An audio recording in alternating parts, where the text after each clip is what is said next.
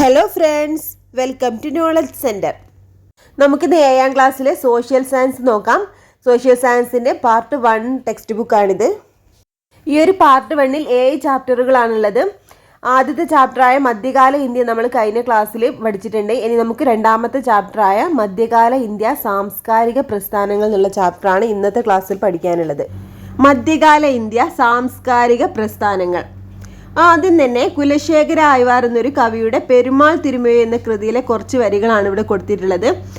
ഇത് തമിഴ് വരികളാണ്. അതിൻ്റെ വിവർത്തനവും കൊടുത്തിട്ടുണ്ട്. 9ാം നൂറ്റാണ്ടിൽ ജീവിച്ചിരുന്ന ഒരു ഭക്ത കവിയായിരുന്നു കുലശേഖര ആയ്വാർ. അദ്ദേഹം എഴുതിയ കൃതിയാണ് പെരുമാൾ തിരുമൊഴി. അതിലുള്ള കുറച്ച് വരികളാണിത്. ദൈവത്തിന് സമ്പൂർണമായി ജീവിതം സ്വയം സമർപ്പിക്കുന്നതിനാണ് ഭക്തി എന്ന് പറയുന്നത്. ഭക്തി അടിസ്ഥാനമാക്കി ഉയർന്നു വന്ന ആശയങ്ങളും പ്രവർത്തനങ്ങളുമാണ് ഭക്തി പ്രസ്ഥാനം എന്നറിയപ്പെടുന്നത്. അപ്പോൾ ഭക്തിയെ അടിസ്ഥാനമാക്കി ഉയർന്നു വന്ന ആശയങ്ങളും പ്രവർത്തനങ്ങളുമാണ് ഭക്തി പ്രസ്ഥാനം എന്നറിയപ്പെടുന്നത്. മധ്യകാലഘട്ടത്തിൽ ഇന്ത്യയിൽ നിലനിന്നിരുന്ന യാഥാസ്ഥിതിക കാഴ്ചപ്പാടും ജാതി വ്യവസ്ഥയും ജനങ്ങൾക്കിടയിൽ വിവേചനം സൃഷ്ടിച്ചിരുന്നു. സാമൂഹ്യ വിവേചനം നേരിട്ടിരുന്ന ജനവിഭാഗങ്ങൾ ഭക്തി പ്രസ്ഥാനത്തിലേക്ക് ആകർഷകരായി. ക്രമേണ വ്യത്യസ്ത കാലങ്ങളിൽ ഇന്ത്യയിൽ വിവിധ ദർശനങ്ങളുടെയും അനുഷ്ഠാനങ്ങളുടെയും സമന്വയമുണ്ടായി. ഇപ്രകാരം മധ്യകാലഘട്ടത്തിൽ ഇന്ത്യയൊട്ടാകെ വ്യാപിച്ച 2 പ്രധാന സാംസ്കാരിക പ്രസ്ഥാനങ്ങളായ ഭക്തി സൂഫി പ്രസ്ഥാനങ്ങളെക്കുറിച്ചാണ് ഈ ഒരു അധ്യായത്തിൽ ചർച്ച ചെയ്യുന്നത്. അപ്പോൾ മധ്യകാലഘട്ടത്തിൽ ഇന്ത്യയിൽ നിലനിന്നിരുന്ന ജാതി വ്യവസ്ഥയൊക്കെ ജനങ്ങൾക്കിടയിൽ വിവേചനം സൃഷ്ടിച്ചിരുന്നു എന്നാണ് പറയുന്നത്. സാമൂഹ്യ വിവേചനം നേരിട്ട ജനവിഭാഗങ്ങൾ ഭക്തി പ്രസ്ഥാനത്തിലേക്ക് ആകൃഷ്ടരായി. അപ്പോൾ മധ്യകാലഘട്ടത്തിൽ ഇന്ത്യയിൽ വളർന്നു വന്ന 2 പ്രധാനപ്പെട്ട സാംസ്കാരിക പ്രസ്ഥാനങ്ങളാണ് ഭക്തി പ്രസ്ഥാനവും അതുപോലെ സൂഫി പ്രസ്ഥാനവും. ഇതിനെ കുറിച്ചാണ് ഈ ഒരു ചാപ്റ്ററിൽ പറയുന്നത്. അടുത്തൊരു ഹെഡിങ് ആണ് ദക്ഷിണേന്ത്യൻ ഭക്തി പ്രസ്ഥാനം. ഇഷ്ടദൈവത്തോടുള്ള അചഞ്ചലമായ ഭക്തിയെ സൂചിപ്പിക്കുന്ന ഗീതങ്ങളും കീർത്തനങ്ങളും രചിച്ചിരുന്ന ഭക്തി കവികൾ ദക്ഷിണേന്ത്യയിൽ ജീവിച്ചിരുന്നു. ആയ്വാർമാർ എന്നറിയപ്പെട്ടിരുന്ന വിഷ്ണു ഭക്തരും നായനാർമാർ എന്നറിയപ്പെടുന്ന ശിവഭക്തരുമാണ് ഈ ഭക്ത കവികൾ. CE മുതൽ 12ാം നൂറ്റാണ്ട് വരെയാണ് ദക്ഷിണേന്ത്യയിൽ ഭക്തി പ്രസ്ഥാനം നിലനിന്നിരുന്നത്. ഇനി ഈ പ്രസ്ഥാനത്തിന്റെ സവിശേഷതകളാണ് ഇവിടെ കൊടുത്തിട്ടുള്ളത്.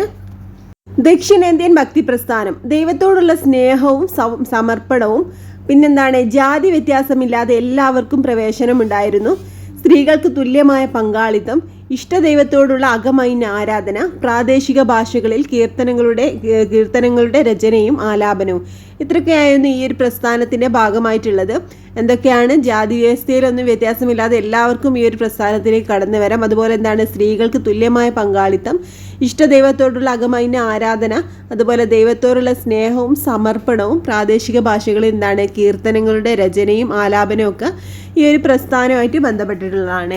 അപ്പോൾ CE മുതൽ 12ാം നൂറ്റാണ്ട് വരെയാണ് ഈ ഒരു പ്രസ്ഥാനം ദക്ഷിണേന്ത്യയിൽ നിലനിന്നിരുന്നത്. ഈ ഒരു കാലഘട്ടത്തിൽ ദക്ഷിണേന്ത്യയിൽ ജീവിച്ചിരുന്ന ഭക്തകവികൾ 2 തരത്തിലുണ്ടായിരുന്നു. ഒന്ന് ആയ്വാർമാരും അതുപോലെ നായനാർമാരും. വിഷ്ണു ഭക്തരാണ് ആയ്വാർമാർ എന്നറിയപ്പെടുന്നത്. എന്നാൽ ശിവഭക്തര് നായനാർമാർ എന്നായിരുന്നു അറിയപ്പെട്ടിരുന്നത്. തമിഴ്നാട്ടിലാണ് ഭക്തി പ്രസ്ഥാനം ഒരു ജനകീയ പ്രസ്ഥാനമായി രൂപം കൊണ്ടത്. ആയ്വാർമാരും നായനാർമാരും പ്രാദേശിക ഭാഷകളിൽ ഭക്തിഗാനങ്ങൾ ആലപിച്ച് ദേശസഞ്ചാരം നടത്തിയിരുന്നത് കൊണ്ട് ജനങ്ങൾക്കിടയിൽ ഭക്തി പ്രചരിച്ചു. അനാചാരങ്ങളും അസമത്വവും ശക്തമായിരുന്ന അക്കാലത്ത് ഭക്തകവികളുടെ രചനകൾ സാധാരണക്കാരെ ഏറെ സ്വാധീനിച്ചു. സമൂഹത്തിൽ നിലനിന്നിരുന്ന അർത്ഥശൂന്യമായ ആചാരങ്ങൾ ചോദ്യം ചെയ്യപ്പെട്ടു. ജാതിഭേദമന്യേ സമൂഹത്തിലെ എല്ലാ വിഭാഗം ജനങ്ങളും ഭക്തി പ്രസ്ഥാനത്തിലേക്ക് ആകൃഷ്ടരായി.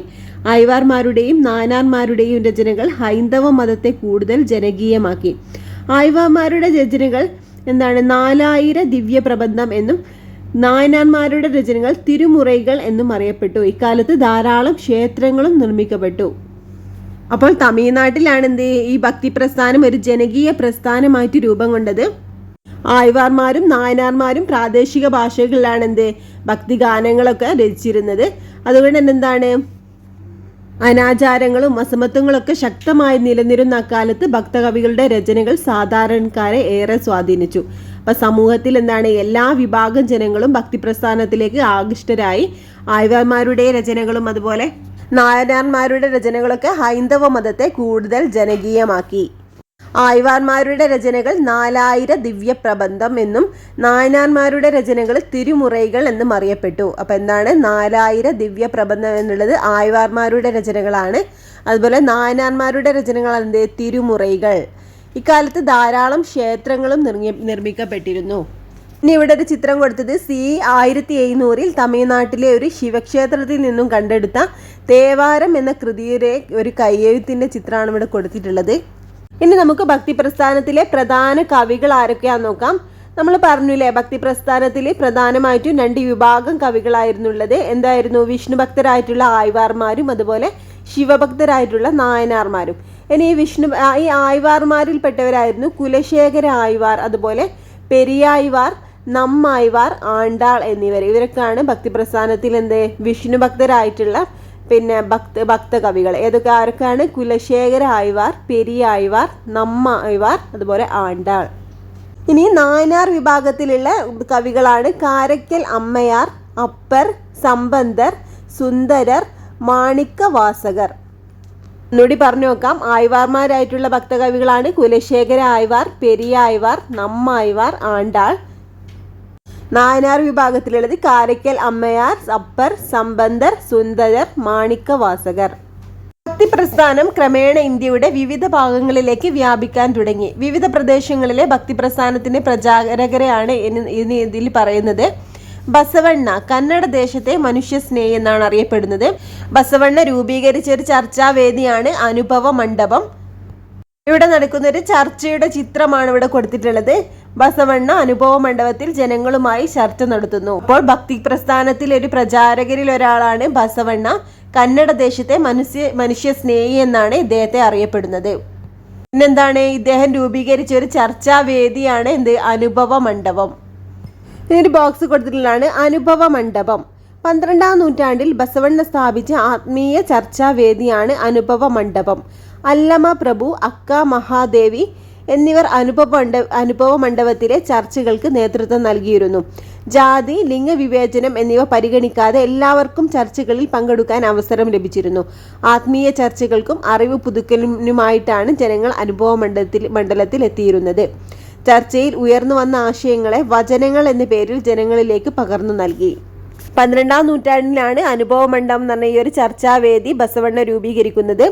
അല്ലമ പ്രഭു, അക്ക മഹാദേവി എന്നിവർ ഈ ഒരു അനുഭവ മണ്ഡലത്തിലെ ചർച്ചകൾക്ക് നേതൃത്വം നൽകിയിരുന്നവരായിരുന്നു. ജാതി, ലിംഗവിവേചനം എന്നിവ പരിഗണിക്കാതെ എല്ലാവർക്കും ചർച്ചകളിൽ പങ്കെടുക്കാൻ അവസരം ലഭിച്ചിരുന്നു. ചർച്ചയിൽ ഉയർന്നു വന്ന ആശയങ്ങളെ വചനങ്ങൾ എന്ന പേരിലാണ് ജനങ്ങളിലേക്ക് പകർന്നു നൽകിയത്. അപ്പോൾ വചനങ്ങൾ എന്താണ്? ആ ഒരു ചർച്ചയിൽ ഉയർന്നു വന്ന ആശയങ്ങളെയാണ് വചനങ്ങൾ എന്ന് പറയുന്നത്. 12ാം നൂറ്റാണ്ടിൽ കന്നഡ ദേശത്ത് ജീവിച്ചിരുന്ന തത്വചിന്തകനും സാമൂഹ്യ പരിഷ്കർത്താവും കവിയുമായിരുന്നു ബസവണ്ണ.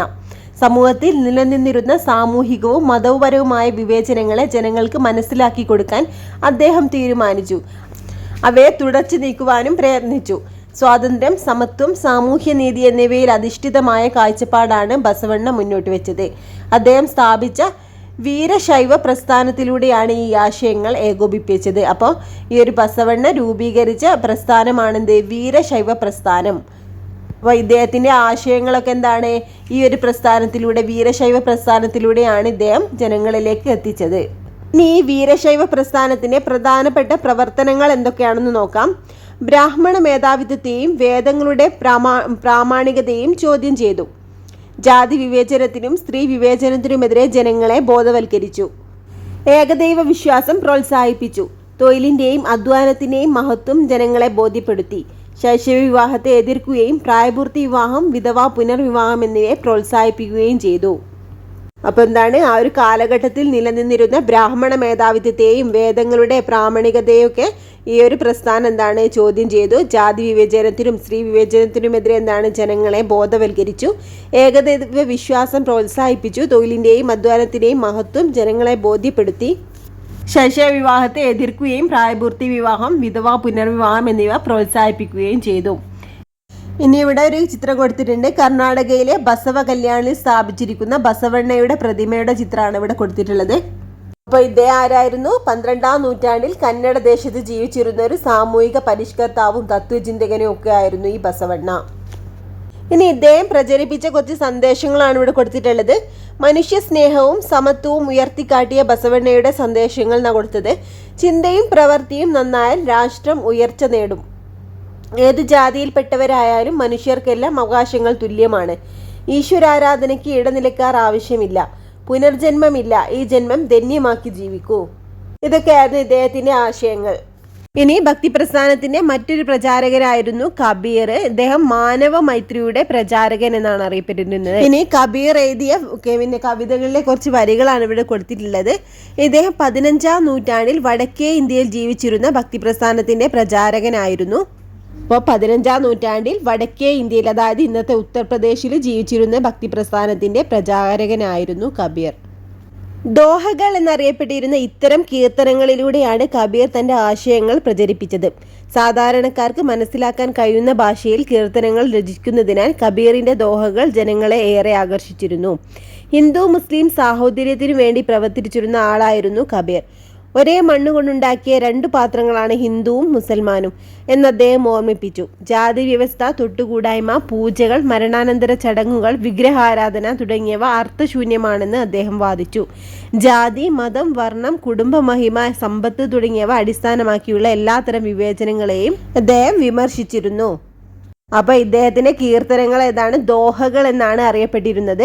ഇതെന്താണ്? ഇദ്ദേഹം പ്രാദേശിക ഭാഷകളിൽ എഴുതിയിട്ടുള്ള കൃതികളാണ് ദോഹകൾ.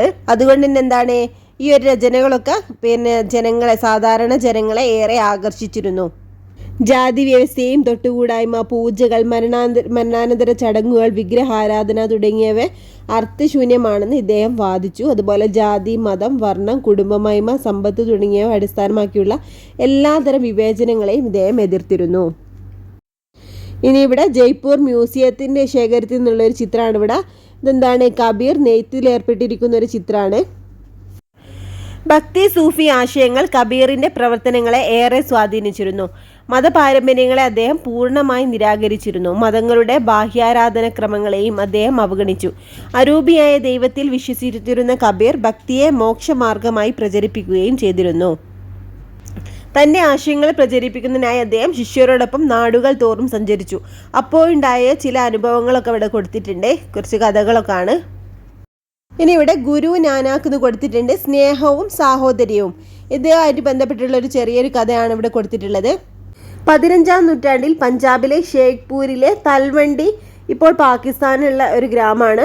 ആ ഒരു ഗ്രാമത്തിലാണ് ഗുരു നാനാക്ക് ജനിച്ചത്. അപ്പോൾ 15-ാം നൂറ്റാണ്ടിൽ പഞ്ചാബിലെ ഷേഖ്പൂരിലെ തൽവണ്ടി ഗ്രാമത്തിലാണ് ഗുരു നാനാക്ക് ജനിച്ചത്.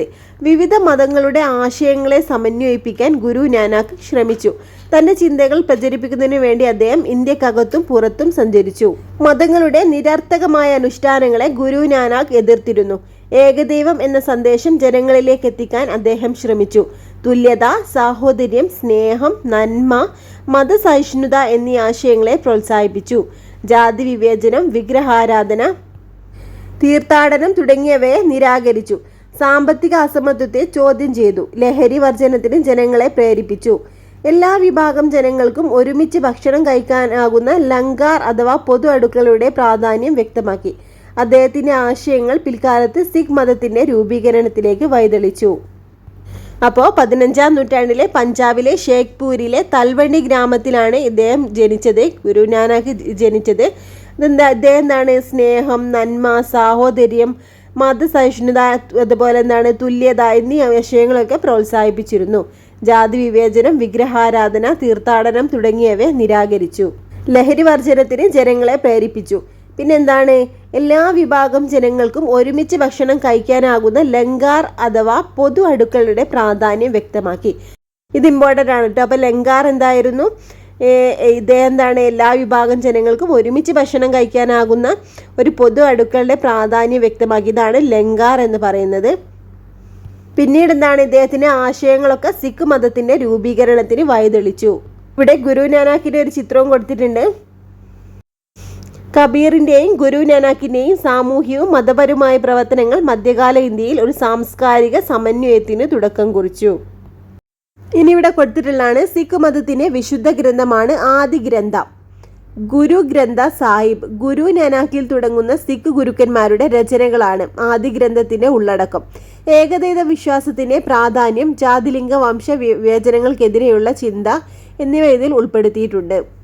ജൈനമതം, ബുദ്ധമതം, ഇസ്ലാം മതം തുടങ്ങിയവയുടെ ആശയങ്ങൾ ആദി ഗ്രന്ഥത്തിൽ ഉൾപ്പെടുത്തിയിട്ടുണ്ട്. അപ്പോൾ സിഖ് മതത്തിന്റെ വിശുദ്ധ ഗ്രന്ഥമാണിത് ആദി ഗ്രന്ഥ.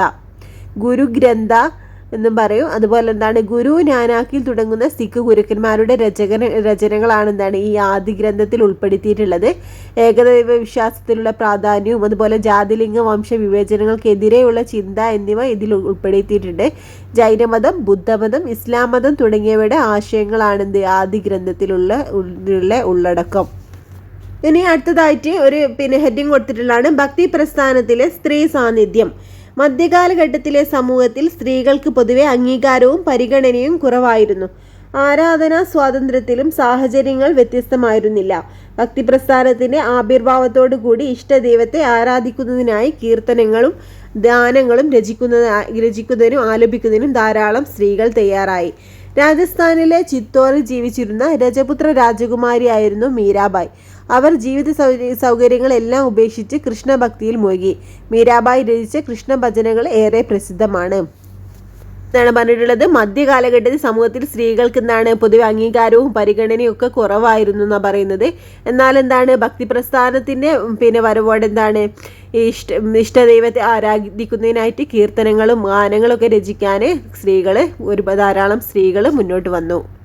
അതിലൊരാളായിരുന്നു രാജസ്ഥാനിലെ ചിത്തോറിൽ ജീവിച്ചിരുന്ന രജപുത്ര രാജകുമാരിയായിരുന്ന മീരാബായ്. രാജസ്ഥാനിലെ ചിത്തോറിലാണ് ജീവിച്ചിരുന്ന രജപുത്ര രാജകുമാരിയായിരുന്നു മീരാബായ്. ജീവിത സൗകര്യങ്ങളെല്ലാം ഉപേക്ഷിച്ച് കൃഷ്ണഭക്തിയിൽ മുഴുകി മീരാബായി ഒരുപാട് കൃഷ്ണ ഭജനകൾ രചിച്ചിട്ടുണ്ട്. തമിഴ്നാട്ടിലെ പ്രശസ്തരായിരുന്ന കവയത്രിമാരായിരുന്നു കാരക്കൽ അമ്മയാർ, ആണ്ടാൾ എന്നിവർ.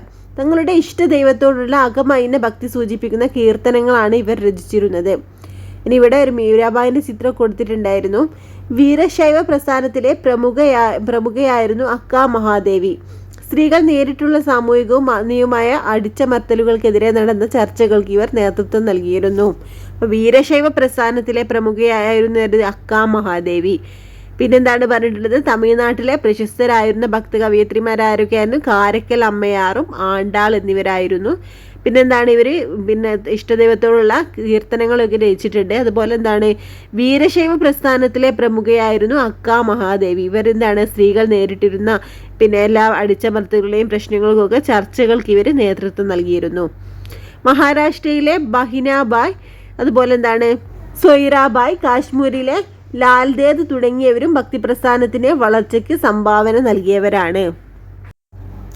ഭക്തിപ്രസ്ഥാനത്തിന്റെ ഫലങ്ങൾ എന്തൊക്കെയാണെന്ന് നോക്കാം. സംഗീതത്തിലൂടെയും ഭക്തിയിലൂടെയും ഇഷ്ടദൈവത്തിന് സ്വയം സമർപ്പിക്കുക എന്ന ലക്ഷ്യത്തോടെയാണ് ഭക്തിപ്രസ്ഥാനം രൂപം കൊണ്ടത്. എന്നാൽ പിൽക്കാലത്ത് ഇന്ത്യയുടെ സാമൂഹികവും മതപരവുമായ മേഖലകളിൽ പുരോഗമനപരമായ മാറ്റങ്ങൾ ഉണ്ടാക്കാൻ ഭക്തിപ്രസ്ഥാനത്തിന് സാധിച്ചു. ഭക്തിപ്രസ്ഥാനത്തിലെ ഭൂരിപക്ഷം ഭക്തകവികളും താഴ്ന്ന ജാതിക്കാർ എന്ന് പറഞ്ഞ് മാറ്റി നിർത്തപ്പെട്ടവരിൽ നിന്നുള്ളവരായിരുന്നു. ഇവർ ജാതി വ്യവസ്ഥയെയും ബ്രാഹ്മണർക്ക് ലഭിച്ചിരുന്ന പ്രത്യേക സ്ഥാനമാനങ്ങളെയും ചോദ്യം ചെയ്തു. തൽഫലമായി സാമൂഹിക സമത്വം എന്ന ആശയം രൂപപ്പെടാൻ തുടങ്ങി. അനുഭവ മണ്ഡപത്തിലെ ചർച്ചകളിൽ സ്ത്രീകൾക്ക് പങ്കെടുക്കാൻ അവസരം ലഭിച്ചിരുന്നു. അവരുടെ അഭിപ്രായങ്ങൾക്ക് അംഗീകാരം ലഭിക്കുകയും സ്ത്രീ പുരുഷ സമത്വം എന്ന ആശയത്തെക്കുറിച്ച് ചിന്തിപ്പിക്കുകയും ചെയ്തു. അധ്വാനത്തിന്റെ മഹത്വത്തെക്കുറിച്ച് ജനങ്ങളെ ബോധവൽക്കരിക്കാൻ കഴിഞ്ഞതും ഭക്തിപ്രസ്ഥാനത്തിന്റെ പ്രത്യേകതകളാണ്. ഇന്ത്യയിലെ മതപരവും അതുപോലെ സാമൂഹികവുമായിട്ടുള്ള മേഖലകളിലൊക്കെ പുരോഗമനപരമായിട്ടുള്ള മാറ്റങ്ങൾ ഉണ്ടാക്കാൻ ഭക്തിപ്രസ്ഥാനത്തിന് കഴിഞ്ഞു. ഈ ഒരു ഭക്തിപ്രസ്ഥാനത്തിന്റെ ശ്രമത്തിന്റെ ഫലമായിട്ട് സാമൂഹിക സമത്വം എന്ന ആശയം രൂപപ്പെടാൻ തുടങ്ങി. സ്ത്രീ പുരുഷ സമത്വവും അതുപോലെ അധ്വാനത്തിന്റെ മഹത്വത്തെക്കുറിച്ചൊക്കെ ജനങ്ങളെ ബോധവൽക്കരിക്കാനും ഈ ഒരു പ്രസ്ഥാനത്തിന് കഴിഞ്ഞു. അടുത്തത് സൂഫി പ്രസ്ഥാനം. ഡൽഹി സുൽത്താനായ ജലാലുദ്ദീൻ ഖിൽജി അമീർ ഖുസ്രുവിനോട് ഷെയ്ഖ് നിസാമുദ്ദീൻ ഔലിയയെ കാണാൻ ആഗ്രഹം പ്രകടിപ്പിച്ചു. പക്ഷേ സന്ദർശന വിവരം ഔലിയ അറിയാൻ പാടില്ല, അറിഞ്ഞാൽ സമ്മതിക്കില്ലെന്ന് സുൽത്താൻ അറിയാം. എന്നാൽ ഖുസ്രു ഇക്കാര്യം ഔലിയയോട് പറഞ്ഞു. ഭരണാധികാരികളെ കാണാൻ ഇഷ്ടപ്പെടാത്ത ഔലിയ സന്ദർശന ദിവസം ദൂരേക്ക് യാത്ര പോയി. ഗാൻഗായിലെത്തിയ രാജാവ് ഷെയ്ഖിനെ കാണാനാകാതെ ഖുസ്രുവിനോട് ദേഷ്യപ്പെട്ടു. നിങ്ങൾ സുൽത്താനെ ചതിക്കുകയായിരുന്നുവല്ലേ? ഖുസ്രു മറുപടി പറഞ്ഞു, രാജാവിനെ ചതിച്ചാൽ എൻ്റെ ഈ ലോകത്തെ ജീവിതം മാത്രമേ അവസാനിക്കൂ. പക്ഷേ എൻ്റെ ഗുരുവിനെ ചതിച്ചാൽ അനശ്വരമായ മരണാനന്തര ജീവിതം തന്നെയാകും എനിക്ക് നഷ്ടപ്പെടുക. അപ്പോൾ ഈ ഒരു കഥ മരണത്തെ ഭയപ്പെടാത്ത ഖുസ്രു തന്റെ സൂഫി ഗുരുവായ നിസാമുദ്ദീൻ ഔലിയയുടെ അപ്രീതിയെ ഭയപ്പെട്ടിരുന്നു എന്നാണ് ഈ ഒരു കഥയിലൂടെ വ്യക്തമാക്കുന്നത്. ഭക്തിയെ ദൈവത്തോടടുക്കുവാനുള്ള മാർഗമായി സ്വീകരിച്ചവരായിരുന്നു സൂഫികൾ. അതിനുള്ളൊരു വഴി ഭക്തിഗാനാലാപനമാണെന്ന് സൂഫി വര്യന്മാർ കരുതി. സാധാരണക്കാർക്കിടയിൽ സഞ്ചരിച്ചവർ സൂഫി തത്വങ്ങൾ പ്രചരിപ്പിച്ചു. ഏകദൈവ വിശ്വാസം, സാഹോദര്യം, മനുഷ്യസ്നേഹം, ദൈവത്തോടുള്ള സമർപ്പണം എന്നീ ആശയങ്ങൾക്ക് പ്രാധാന്യം നൽകി. അപ്പോൾ ഭക്തിയെ ദൈവത്തോട് അടുക്കുവാനുള്ള മാർഗമായി സ്വീകരിച്ചവരായിരുന്നു സൂഫികൾ. ഇതിനുള്ള ഒരു വഴി എന്താണ്? ഭക്തി ഗാനാലാപനമാണെന്ന് സൂഫി വര്യന്മാർ കരുതി. സാധാരണക്കാർക്കിടയിൽ സഞ്ചരിച്ചവർ സൂഫി തത്വങ്ങൾ പ്രചരിപ്പിച്ചു. ഏകദൈവ വിശ്വാസം, സാഹോദര്യം, മനുഷ്യസ്നേഹം, ദൈവത്തോടുള്ള സമർപ്പണം എന്നീ ആശയങ്ങൾക്ക് പ്രാധാന്യം നൽകി. ഇനി സൂഫിസം എന്താണ് കൊടുത്തിട്ടുണ്ട്? സൂഫിസം എന്ന പദം ഉണ്ടായത് കമ്പിളി എന്ന അർത്ഥം വരുന്ന സൂഫ് എന്ന വാക്കിൽ നിന്നോ ശുദ്ധി എന്ന അർത്ഥം വരുന്ന സഫി എന്ന വാക്കിൽ നിന്നോ ആണെന്ന് പണ്ഡിതന്മാർ അഭിപ്രായപ്പെടുന്നു. കമ്പിളി എന്ന അർത്ഥം വരുന്ന സൂഫ് എന്ന വാക്കിൽ നിന്നോ ശുദ്ധി എന്ന അർത്ഥം വരുന്ന സഫി എന്ന വാക്കിൽ നിന്നോ ആണ് സൂഫിസം എന്ന പദം ഉണ്ടായതെന്നാണ് പണ്ഡിതന്മാരൊക്കെ അഭിപ്രായപ്പെടുന്നത്. മധ്യേഷ്യൻ പ്രദേശങ്ങളെ രൂപം കൊണ്ട ഇസ്ലാമിക ഭക്തി പ്രസ്ഥാനമാണ് സൂഫിസം. ഇവിടങ്ങളിലെ ഭരണാധികാരികൾ സമ്പത്ത്, അധികാരം, ആഡംബര ജീവിതം തുടങ്ങിയ ലൗകിക കാര്യങ്ങളിൽ കൂടുതൽ ശ്രദ്ധിക്കാൻ തുടങ്ങി. ഇത്തരം പ്രവണതകൾക്കെതിരെയാണ് സൂഫി പ്രസ്ഥാനം ഉയർന്നു വന്നത്. 12ാം നൂറ്റാണ്ടോടെ ഇന്ത്യയിലേക്ക് സൂഫി പ്രസ്ഥാനം എത്തിച്ചേർന്നു. എന്നറിയപ്പെടുന്ന 12 സൂഫി വിഭാഗങ്ങളിൽ ചിസ്തി, സുഹ്റവർദി എന്നീ സിൽസിലകളായിരുന്നു ഇന്ത്യയിൽ എത്തിച്ചേർന്നത്. 12ാം നൂറ്റാണ്ടോടെയാണ് ഇന്ത്യയിലേക്ക് സൂഫി പ്രസ്ഥാനം എത്തിച്ചേർന്നത്. സിൽസിലകൾ എന്നറിയപ്പെടുന്ന 12 സൂഫി വിഭാഗങ്ങൾ ഉണ്ടായിരുന്നു. അതിൽ ചിസ്തി, സുഹ്റവർദി എന്നീ സിൽസിലകളായിരുന്നു ഇന്ത്യയിൽ എത്തിച്ചേർന്നത്. ആത്മീയ ജീവിതത്തിന് പ്രാധാന്യം നൽകി ആഡംബര ജീവിതത്തിൽ നിന്ന് ഒഴിഞ്ഞു നിന്നവരാണ് സൂഫി ഗുരുക്കന്മാർ. സൂഫി ഗുരുവിനെ പീർ അല്ലെങ്കിൽ ഷെയ്ഖ് എന്നും അനുയായികളെ മുരീദ് എന്നും വിളിച്ചിരുന്നു. സൂഫികളുടെ താമസ സ്ഥലങ്ങളായിരുന്നു ഗാൻഹാവുകൾ. അക്കാലത്തെ സാമൂഹിക കേന്ദ്രങ്ങളായിരുന്നു. സൂഫി കേന്ദ്രങ്ങളിൽ സമ എന്ന പ്രത്യേക ഗാനാലാപന ശൈലിയിൽ ആലപിച്ചിരുന്ന ഭക്തിഗാനങ്ങളാണ് ഗവ്വാലികൾ. സൽത്തനത്ത് മുഗൾ കാലഘട്ടങ്ങളിൽ വിവിധ മതവിഭാഗങ്ങൾക്കിടയിൽ ഐക്യമുണ്ടാക്കാൻ സൂഫികൾക്ക് സാധിച്ചിരുന്നു. അപ്പോൾ സൂഫികളുടെ താമസ സ്ഥലങ്ങളായിരുന്നു ഗാൻഹാവുകൾ. ഇതെന്തായിരുന്നു? അക്കാലത്തെ സാമൂഹിക കേന്ദ്രങ്ങളായിരുന്നു. പിന്നെന്താ പറഞ്ഞത്? സൂഫി കേന്ദ്രങ്ങളിൽ സമ എന്ന പ്രത്യേക ഗാനാലാപന ശൈലിയിൽ ആലപിച്ചിരുന്ന ഭക്തി ഗാനങ്ങളാണ് ഗവ്വാലികൾ. സമ എന്ന പ്രത്യേക ഗാനാലാപന ശൈലിയിൽ ആലപിച്ചിരുന്ന ഭക്തിഗാനങ്ങളാണ് ഗവ്വാലികൾ. പിന്നെ സൽത്തനത്ത് മുഗൾ കാലഘട്ടങ്ങളിൽ വിവിധ മതവിഭാഗങ്ങൾക്കിടയിൽ ഐക്യമുണ്ടാക്കാൻ സൂഫികൾക്ക് സാധിച്ചിരുന്നു. ഇന്ത്യയിലെ പ്രധാന സൂഫി വര്യന്മാരും അവരുമായി ബന്ധപ്പെട്ട പ്രദേശങ്ങളൊക്കെയാണ് ഈ ഒരു ടേബിളിൽ കൊടുത്തിട്ടുള്ളത്. ഷെയ്ഖ് ഷിഹാബുദ്ദീൻ സുഹ്റവർദി, ഇദ്ദേഹം സിൽഹറ്റ് എന്ന പ്രദേശത്തുള്ള സൂഫി വര്യനായിരുന്നു. ഷെയ്ഖ് നിസാമുദ്ദീൻ ഔലിയ ഡൽഹിയിലായിരുന്നു. ഖ്വാജ മൊയിനുദ്ദീൻ ചിസ്തി അജ്മീറിലായിരുന്നു. അപ്പോൾ ആരൊക്കെയാണ്? ഷെയ്ഖ് ഷിഹാബുദ്ദീൻ സുഹ്റവർദി സിൽഹറ്റ് പ്രദേശത്തായിരുന്നു. അതുപോലെ ഷെയ്ഖ് നിസാമുദ്ദീൻ ഔലിയ ഡൽഹി പ്രദേശത്തുള്ള സൂഫി വര്യനായിരുന്നു. ഖ്വാജ മൊയിനുദ്ദീൻ ചിസ്തി അജ്മീറിലായിരുന്നു. ഭക്തിയെ ദൈവത്തോട് അടുക്കുവാനുള്ള മാർഗമായി സ്വീകരിച്ചവരായിരുന്നു സൂഫികൾ. ദൈവത്തോട് അടുക്കുവാനുള്ള ഒരു മാർഗം ഭക്തിഗാനാലാപനമാണെന്ന് സൂഫി വര്യന്മാർ കരുതി. ഇനി പിന്നെന്തൊക്കെയായിരുന്നു നമ്മൾ പഠിച്ചത്? മധ്യേഷ്യൻ പ്രദേശങ്ങളെ രൂപം കൊണ്ട ഇസ്ലാമിക മതപ്രസ്ഥാനമാണെന്ത്? സൂഫിസം എന്ന് പറഞ്ഞാൽ ഇത് 12ാം നൂറ്റാണ്ടോടെയാണ് ഇന്ത്യയിലേക്ക് എത്തിയത്. സിൽസിലകൾ എന്നറിയപ്പെടുന്ന 12 വിഭാഗം സൂഫികൾ ഉണ്ടായിരുന്നു. ഇതിൽ ചിസ്തി അതുപോലെ സൂറവർദി എന്നീ 2 വിഭാഗങ്ങളാണ് നമ്മുടെ ഇന്ത്യയിലേക്ക് എത്തിച്ചേർന്നത്. പിന്നെന്താണ് നമ്മൾ സൂഫികളെ പറ്റി പഠിച്ചത്? സൂഫികൾ താമസിച്ചിരുന്ന താമസ സ്ഥലമായിരുന്നു ഗാൻഗാഹുകൾ. ഇത് ആ ഒരു കാലഘട്ടത്തിൽ എന്താണ്? ആ ഒരു കാലഘട്ടത്തിലെ സാമൂഹിക കേന്ദ്രങ്ങളായിരുന്നു. സൂഫി കേന്ദ്രങ്ങളിൽ സമ എന്ന പ്രത്യേക ഗാനാലാപന ശൈലിയിൽ ആലപിച്ചിരുന്ന ഗാനങ്ങളാണ് എന്ത്? ഗവ്വാലികൾ എന്നറിയപ്പെടുന്നത്. പിന്നെ ഓരോ സൂഫി വര്യന്മാരെയും അവരുടെ പ്രദേശങ്ങളൊക്കെ പഠിച്ചു അല്ലേ? അടുത്ത ഹെഡിങ് ആണ് പ്രാദേശിക ഭാഷകളുടെ വളർച്ച. സാധാരണക്കാർക്ക് മനസ്സിലാകുന്നതിന് വേണ്ടി ഭക്തി സൂഫി പ്രചാരകർ പ്രാദേശിക ഭാഷകളിലാണ് ആശയപ്രചാരണം നടത്തിയത്. ഇത് പ്രാദേശിക ഭാഷകളുടെ വളർച്ചയ്ക്ക് കാരണമായി.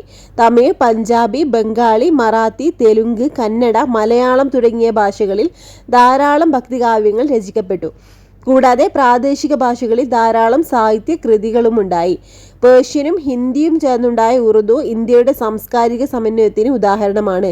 ഇപ്പം ഹിന്ദി ഭാഷ പേർഷ്യനും ഹിന്ദിയും ചേർന്നാണ് ഉറുദു ഭാഷ ഉണ്ടായത് കേട്ടോ. അപ്പം ഇക്കാലത്തെ ഉറുദു ഭാഷയിലെ ഏറ്റവും ശ്രദ്ധേയനായ എഴുത്തുകാരനായിരുന്നു അമീർ ഖുസ്രു. കബീറിന്റെ ദോഹകൾ ഹിന്ദി ഭാഷയെ സമ്പന്നമാക്കി. മഹാഭാരതം, രാമായണം എന്നിവയും മറ്റു കൃതികളും വിവിധ ഭാഷകളിലേക്ക് വിവർത്തനം ചെയ്യപ്പെട്ടു. ഇത് ഭാഷയ്ക്കും സാഹിത്യത്തിനും ഉണർവേകി. അപ്പോൾ പേർഷ്യനും ഹിന്ദി ഭാഷകൾ ചേർന്നുണ്ടായിട്ടുള്ള ഭാഷയാണ് ഉറുദു ഭാഷ. ഇക്കാലത്ത് ഉറുദു ഭാഷയിലെ ഏറ്റവും ശ്രദ്ധേയനായിട്ടുള്ള എഴുത്തുകാരനാണ് ആമീർ ഖുസ്രു ആണ്. അതുപോലെ കബീറിന് ദോഹകളൊക്കെ ഹിന്ദി ഭാഷയിലാണ് രചിച്ചിരുന്നത്. പിന്നെ മഹാഭാരതം, രാമായണം എന്നിവയൊക്കെ മറ്റു കൃതികളും ഒക്കെ മറ്റു ഭാഷകളിലേക്കൊക്കെ വിവർത്തനം ചെയ്യപ്പെട്ടു. ഇനി പ്രാദേശിക ഭാഷകളിലുണ്ടായ പ്രധാന സാഹിത്യ കൃതികളും രചയിതാക്കളും കൊടുത്തിട്ടുണ്ട്. തമിഴിലുള്ള കൃതിയാണ് 4000 ദിവ്യപ്രബന്ധം തിരുമുറൈകൾ. ഇതിൻ്റെ രചയിതാക്കൾ ആഴ്വാർമാരും നായനാർമാരുമാണ്. അപ്പോൾ 4000 ദിവ്യപ്രബന്ധം നമ്മൾ പഠിച്ചു, ആഴ്വാർമാരുടേതായിരുന്നു. അതുപോലെ തിരുമുറൈകൾ രചിച്ചത് നായനാർമാർ. അതുപോലെ കന്നഡ ഭാഷയിൽ രചിച്ചതാണ് വചനങ്ങൾ. ബസവണ്ണ, അക്ക മഹാദേവി, അല്ലമ്മ പ്രഭു ഇവരൊക്കെ രചിച്ച ഇവരുടെ ആശയങ്ങൾ നമ്മൾ പഠിച്ചു വചനങ്ങൾ എന്നാണ് അറിയപ്പെട്ടിരുന്നത് അല്ലേ. ഇത് കന്നഡ ഭാഷയിലായിരുന്നു രചിച്ചത്. ഇനി തെലുങ്കിൽ മഹാഭാരത വിവർത്തനം നന്നയ്യ, അതുപോലെ തിക്കണ്ണ, യരപ്രഗത ഇവരൊക്കെ ആയിരുന്നു ഇവരുടെ രചയിതാക്കളെ. ഇനി ബംഗാളി ഭാഷയിൽ ഗീതാ ഗോവിന്ദം ജയദേവനാണ് രചിച്ചത്. ഹിന്ദിയിൽ പത്മാവത് മാലിക് മുഹമ്മദ് ജെയ്സിയാണ് പത്മാവത് എന്ന കൃതി രചിച്ചത്. അത് ഹിന്ദി ഭാഷയിലാണ്. ഇനി മലയാളത്തിൽ ജ്ഞാനപ്പാന, അധ്യാത്മരാമായണ ഗിലിപ്പാട്ട്, മുഹിയുദ്ദീൻ മാല ഇതൊക്കെ ആരായിരുന്നു? ജ്ഞാനപ്പാന രചിച്ചത് പൂന്താനം നമുക്കറിയാം. അധ്യാത്മരാമായണം തുഞ്ചത്ത് രാമാനുജൻ എഴുത്തച്ഛൻ. അതുപോലെ മുഹിയുദ്ദീൻ മാല ഗാസി മുഹമ്മദ്. ഇത് ഇമ്പോർട്ടൻ്റ് ആണ് കേട്ടോ. ഈ ഒരു ടേബിളിൽ അറിയാത്ത കാര്യങ്ങളൊക്കെ ഒന്ന് നോട്ട് ചെയ്യണേ. മധ്യകാലഘട്ടത്തിൽ ഇന്ത്യൻ സമൂഹത്തിൽ പൊതുവെ കടുത്ത ഉച്ചനീചത്വങ്ങളും സാമൂഹിക അസമത്വങ്ങളും നിലനിന്നിരുന്നു. അക്കാലത്തെ രാഷ്ട്രീയ സാമൂഹിക വ്യവസ്ഥകളെക്കുറിച്ച് മുൻ അധ്യായത്തിലൊക്കെ നമ്മൾ പഠിച്ചിട്ടുണ്ട്. ഈ സാഹചര്യത്തിൽ മനുഷ്യരെ ഒരുമിപ്പിച്ച് സംഘർഷങ്ങൾ കുറച്ച് സമാധാന അന്തരീക്ഷം സൃഷ്ടിക്കുന്നതിൽ ഭക്തി സൂഫി പ്രസ്ഥാനങ്ങൾ വലിയ പങ്ക് വഹിച്ചിട്ടുണ്ട്. വ്യത്യസ്ത മതങ്ങളിലെ ആശയങ്ങൾ സാധാരണക്കാരനിലേക്ക് എത്തിക്കാൻ ഈ പ്രസ്ഥാനങ്ങൾക്ക് കഴിഞ്ഞു. വിവിധ ജാതി മതവിഭാഗങ്ങളിൽ ഉൾപ്പെട്ടിരുന്ന ജനങ്ങൾ സഹവർത്തിത്വത്തോടെ കഴിയാൻ ഭക്തി സൂഫി ആശയങ്ങളുടെ സ്വാധീനം സഹായകമായി. ആധുനിക ഇന്ത്യൻ സമൂഹത്തിൻ്റെ മുഖമുദ്രകളായ സാമുദായിക സൗഹാർദ്ദം, നാനാത്വത്തിൽ ഏകത്വം, സാഹോദര്യം, തുല്യത, ബഹുസ്വരത തുടങ്ങിയ ഭക്തി സൂഫി ആശയങ്ങളുടെ പ്രേരണയിൽ നിന്ന് രൂപം കൊണ്ടവയാണ്. ഒരു ചാപ്റ്ററിൻ്റെ ലാസ്റ്റ് ഭാഗമാണിത്. മധ്യകാല ഇന്ത്യയിൽ ജീവിച്ചിരുന്ന പ്രധാന ഭക്തി സൂഫി പ്രചാരകരെയാണ് ഇവിടെ കൊടുത്തിട്ടുള്ളത്. ഓരോരുത്തരുടെ അതുപോലെ ഉത്തരേന്ത്യയിലും ദക്ഷിണേന്ത്യയിലൊക്കെ വേറെ വേറെ കൊടുത്തിട്ടുണ്ട്. ഓരോരുത്തരുടെ കാലഘട്ടവും അവരുടെ പേരും അതുപോലെ അവരുടെ ചിത്രമൊക്കെയാണ് കൊടുത്തിട്ടുള്ളത്. ഇത്രയൊക്കെയാണ് ഈ ഒരു ചാപ്റ്ററിലുള്ളത്. അറിയാത്ത കാര്യങ്ങളൊക്കെ ഒന്ന് നോട്ട് ചെയ്ത് പഠിക്കട്ടോ. അതുപോലെ നിങ്ങൾക്ക് ഈ ക്ലാസ് യൂസ്ഫുൾ ആണെങ്കിൽ ഒന്ന് ലൈക്ക് ചെയ്യാനും അതുപോലെ സബ്സ്ക്രൈബ് ചെയ്യാതെ കാണുന്നുണ്ടെങ്കിൽ ഒന്ന് സബ്സ്ക്രൈബ് ചെയ്യാനും മറക്കരുതേ. Okay friends, thank you.